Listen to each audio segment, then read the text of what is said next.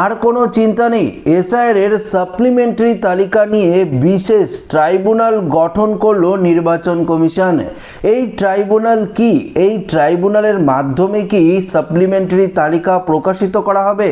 এই মুহূর্তে ঠিক কতগুলো ভোটারের নিষ্পত্তি করা সম্ভব হয়েছে এবং কতগুলো ভোটার এই সাপ্লিমেন্টারি তালিকা থেকেও বাতিল করা হবে, এই মুহূর্তে কমিশনারের তরফ থেকে এই নিয়ে গুরুত্বপূর্ণ আপডেট দেওয়া হয়েছে, যা আজকের এই ভিডিওতে আপনাদেরকে একদম বিস্তারিতভাবে জানিয়ে দেব।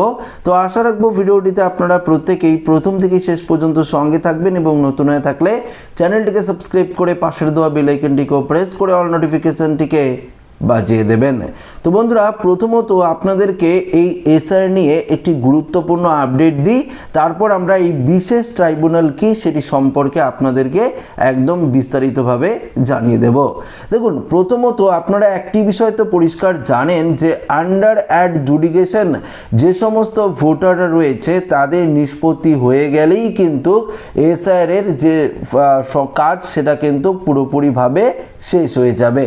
পাশাপাশি আরও একটি স্টেপ রয়েছে, যাদের নাম ডিলিট হয়ে গেছে বা এই যে নতুন তালিকা সাপ্লিমেন্টারি তালিকা প্রকাশিত করা হবে, সেই তালিকায় আবারও যে সমস্ত ভোটারদের নাম বাতিল হয়ে যাবে তারা তো আপিল করবে, তারা তো একটি লিখিত আবেদন করবে আবার নাম তোলার জন্য।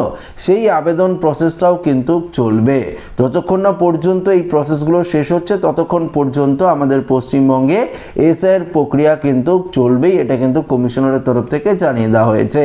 তবে এই মুহূর্তে যে আপডেটটি উঠে এসেছে সেখানে একটি স্পষ্ট গুরুত্বপূর্ণ ধারণা দিয়েছে কমিশনারের তরফ থেকে, যেখানে বলা হয়েছে এই 60,06,675 জন যারা আন্ডার অ্যাডজুডিকেশনের মধ্যে রয়েছে সেই সমস্ত ভোটারদের মধ্যে মাত্র 10.5 থেকে 11 লক্ষ কিন্তু আবেদন নিষ্পত্তি হয়েছে।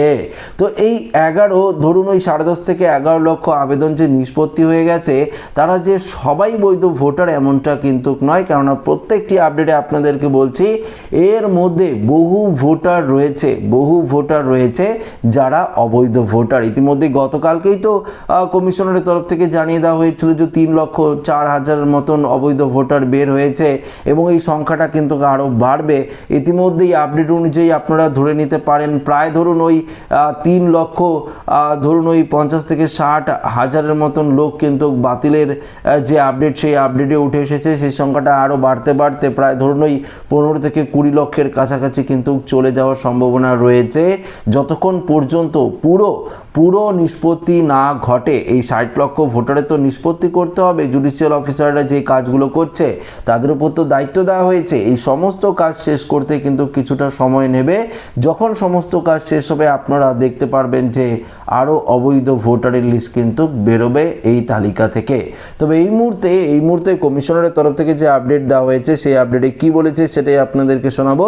দেখুন, এখানে কি বলেছে, এই বিপুল সংখ্যক বাতিল আবেদনের কারণে আপিলের চাপও কিন্তু বাড়বে বলে মনে করেছে আদালত। অর্থাৎ যাদের নাম বাতিল হয়ে যাচ্ছে, ডিলিট হয়ে গেছে, তারা তো আপিল করবে। তো অলরেডি 5 লক্ষের ওপরে ডিলিট ভোটার রয়েছে। আপনারা জানেন চূড়ান্ত তালিকা যখন 28 ফেব্রুয়ারি প্রকাশিত হয়েছিল সেই সমস্ত ভোটাররা তো আপিল করবে। আরও যে সাপ্লিমেন্টারি তালিকা প্রকাশিত হবে সেখানেও তো ডিলিটেড ভোটার বের হবে, তারাও তো আপিল করবে। তো একটা বড়সড় চাপের সম্ভাবনা কিন্তু রয়েছে। সেই কারণে সুপ্রিম কোর্ট এদিন নির্দেশ দিয়েছে একজন প্রাক্তন প্রধান বিচারপতির নেতৃত্বে অ্যাপিলেট ট্রাইব্যুনাল গঠন করতে হবে। তার সঙ্গে প্রয়োজন অনুযায়ী একাধিক প্রাক্তন বিচারপতি থাকতে পারেন। ট্রাইব্যুনালের সদস্য সংখ্যা প্রয়োজনে বাড়ানো হবে। এই ট্রাইব্যুনালের সমস্ত খরচ বহন করবে নির্বাচন কমিশন। হাইকোর্টের প্রধান বিচারপতিকে এই দায়িত্ব নিতে আগ্রহী প্রাক্তন বিচারপতিদের নাম সুপারিশ করতে বলা হয়েছে। শুনানির সময় এদিন শীর্ষ আদালত জানায় এই প্রক্রিয়ায় যুক্ত জুডিশিয়াল অফিসাররা ইতিমধ্যে বিরাট চাপের মধ্যে কাজ করছেন। তাদের সঙ্গে নিয়মিত ভিডিও কনফারেন্সে বৈঠক হচ্ছে এবং কাজের চাপ সামলানো অনেকেরই ছুটিও বাতিল করা হয়েছে।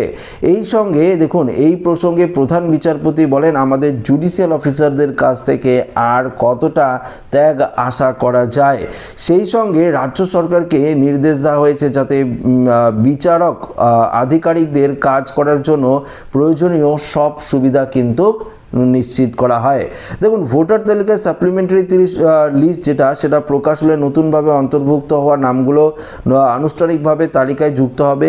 একই সঙ্গে যেসব আবেদন বাতিল হয়েছে তাদের জন্য আপিলের পথ পরিষ্কার হবে।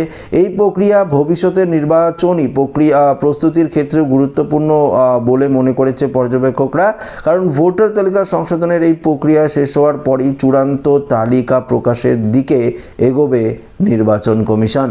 তো এই ক্ষেত্রে আপনারা পরিষ্কার একটা ধারণা বুঝতে পারলেন, নির্বাচন কমিশন চাইছে না যে কোনো বৈধ ভোটারের নাম এই এসআইআর চূড়ান্ত তালিকা থেকে বাতিল হোক। এই যে দেখুন, কমিশনের তরফ থেকে আরেকটি গুরুত্বপূর্ণ স্টেপ নেওয়া হয়েছে, যেখানে আপাতত যে 10.5 থেকে 11 লক্ষ নিষ্পত্তি হয়েছে তাদেরও কিন্তু সাপ্লিমেন্টারি লিস্টের মাধ্যমে প্রকাশ করতে চাইছে নির্বাচন কমিশন। দেখুন, ধাপে ধাপে যেহেতু প্রকাশ করা হবে, তো 10 লক্ষ বেরিয়ে গেছে, ধরুন 10 লক্ষ নিষ্পত্তি হয়েছে, তার মধ্যে কতগুলো বৈধ রয়েছে অবৈধ রয়েছে সেই লিস্ট প্রকাশিত করা হোক, এমনটাই কিন্তু জানানো হয়েছে। এবার দেখার বিষয় কি পদক্ষেপ নেয় নির্বাচন কমিশন। যদি নেয় বা নির্বাচন কমিশনের তরফ থেকে যে সাপ্লিমেন্টারি লিস্ট সেই লিস্টের প্রথম ধাপ যদি প্রকাশিত করা হয়, অবশ্যই ভিডিওর মাধ্যমে আপনাদেরকে জানাবো।